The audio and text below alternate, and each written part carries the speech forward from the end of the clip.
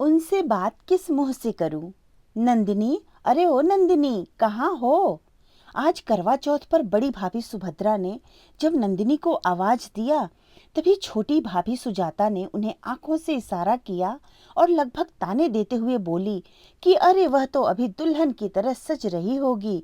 इस बात पर सुभद्रा और सुजाता दोनों चुटकी लेते हुए हंस पड़ी। सामने ही दरवाजे की ओर में खड़ी हुई नंदिनी की छोटी बहन सरोजनी ने दोनों भाभियों की बात सुन ली। समय की नजाकत को देखकर उसने कुछ भी नहीं कहा और सोच लिया कि वह किसी दिन समय निकालकर और नंदिनी दीदी का मूड देखकर जरूर इस बात को शेयर करेगी। दरअसल नंदिनी को मायके आए हुए तीसरा महीना हो गया था। इस बीच उसका पति शेखर उसे लिवाने आना तो दूर, उल्टे तलाक के कागज भी भिजवा चुका था, जिसे अपमान, गुस्से और चुभन में नंदिनी ने साइन करके वापस भेज दिया था। हुआ ये था कि नंदिनी और शेखर की शादी को 3 साल हो गए थे और ना तो इस बीच में नंदिनी की गोद भरी और ना ही सास और नंदों का ताना देना कम हुआ था।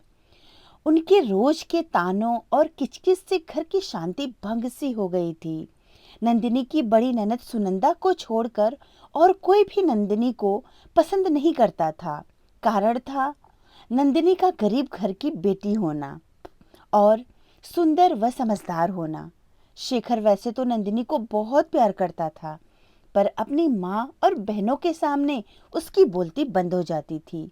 इधर नंदिनी से रोज रोज के तंज, अपमान और ताने उलाहने बर्दाश्त से बाहर होते जा रहे थे। एक दिन उसने भी पलटकर कह दिया, मैं अभी माँ ही नहीं बनना चाहती हूँ, इसीलिए मैंने गर्भ निरोधक उपाय अपनाया हुआ है। मैं और शेखर अपने रिश्ते को और बेहतर बनाकर तब बच्चे को लाना चाहते हैं, ताकि उसे प्यार करने वाले और समझदार माता पिता मिले। इसलिए आप लोग बच्चा ना होने का इल्जाम लगाकर मुझे ताने मत दें। नंदिनी का इतना कहना सुनकर उसकी सास तो जल भुन गई। छोटी ननद बातों को कैसे तोड़ मरोड़ कर पेश करना है, उसमें तो उसने जैसे पीएचडी कर रखी थी।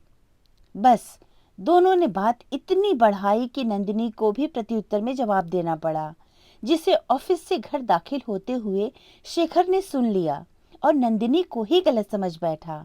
दोनों में उस रात जमकर लड़ाई हुई और रात भर की जागी सूजी आंखें लेकर नंदिनी जब मायके की दहलीज पर आ खड़ी हुई, तो आगे बढ़कर छोटी बहन सरोजनी ने नंदिनी को गले से लगा लिया था। तब से दोनों पति और पत्नी अलग रह रहे थे, इसीलिए उनके तलाक की कार्यवाही भी अभी पूरी नहीं हुई थी। पर मन का मन से तलाक कहाँ होता है। नंदिनी मन से शेखर से अलग हो ही नहीं पा रही थी। वह मन से शेखर से इतना जुड़ी हुई थी कि उसकी जगह किसी और के लिए सोच भी नहीं सकती थी। कोई उसके सिंदूर लगाने पर टोकता तो उसके पास अपना तर्क था कि अभी शेखर जिंदा है और जब तक मेरा सुहाग जिंदा है मैं सुहागन हूँ। उसके तर्क और बेहद भोलेपन भरी बातों का भाभियां मजाक उड़ाती, पर उसकी छोटी बहन सरोजनी अपनी दीदी का मन अच्छे से पढ़ पाती थी। एक दिन सरोजनी ने नंदिनी से कहा भी कि दीदी, जब आपको जीजू की इतनी याद आती है, आप उन्हें इतना प्यार करती हैं, तो उन्हें फोन क्यों नहीं कर लेती हो।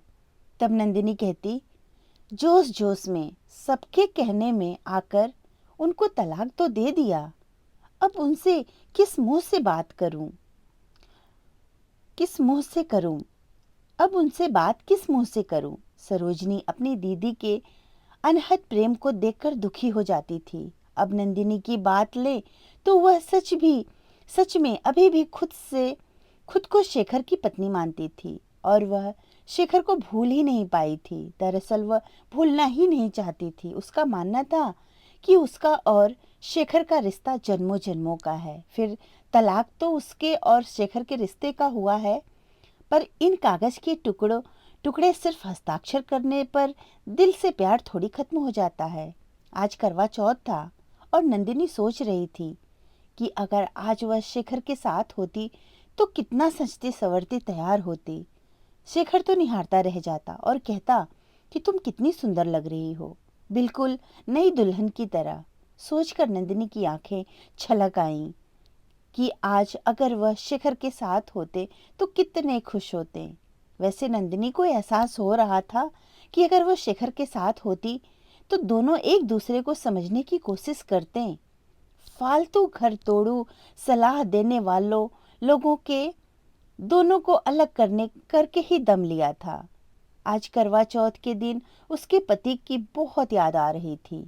शायद शेखर भी मुझे याद करता ही होगा। नंदिनी सज संवर कर अपने आप को शीशे में देखते हुए अपने आप ही बड़बड़ाए जा रही थी। वह अपने पति की याद में इस कदर खो गई थी कि उसे ध्यान ही नहीं रहा कि कब दरवाजे पर सरोजनी के साथ शेखर आकर खड़ा हो गया था। सरोजनी ने आवाज लगाया, दीदी। नंदिनी ने जैसे ही पलटकर देखा तो शेखर सामने खड़ा था। उसे तो अपनी आंखों पर विश्वास ही नहीं हो रहा था। सरोजनी पास आकर बोली, दीदी, मैंने ही जीजा जी को बुलाया था। आपके दुख, आपका प्यार, सबके बारे में मैं उनको बताती थी। दीदी, जीजा भी तुम्हें उतना ही प्यार करते हैं जितना तुम उनसे करती हो। इतना सुनते ही नंदिनी दौड़कर शेखर से लिपट गई और कहने लगी, मुझे माफ कर दो शेखर, मैं तुम्हारे बिना नहीं रह सकती। मुझे भी माफ कर दो नंदिनी, तुम्हारे बिना मेरी भी जिंदगी अधूरी है। दोनों ने बिना ईगो दिखाए एक दूसरे से अपने मन की हालत बयां कर रहे थे। सारे शिकवा गिले दूर हो गए थे। जिस रिश्ते को तलाक के कागज भी नहीं तोड़ पाए, उस रिश्ते की तो बात ही निराली थी। सही तो कहती थी नंदिनी, जब तक शेखर है मेरा सुहाग जिंदा है, मैं सुहागन हूँ। धन्यवाद दोस्तों। कहानी अच्छी लगी तो लाइक और सब्सक्राइब जरूर करिएगा। दोस्तों, चैनल को सपोर्ट्स करें और अपने दोस्तों को कहानी शेयर करना ना भूलें।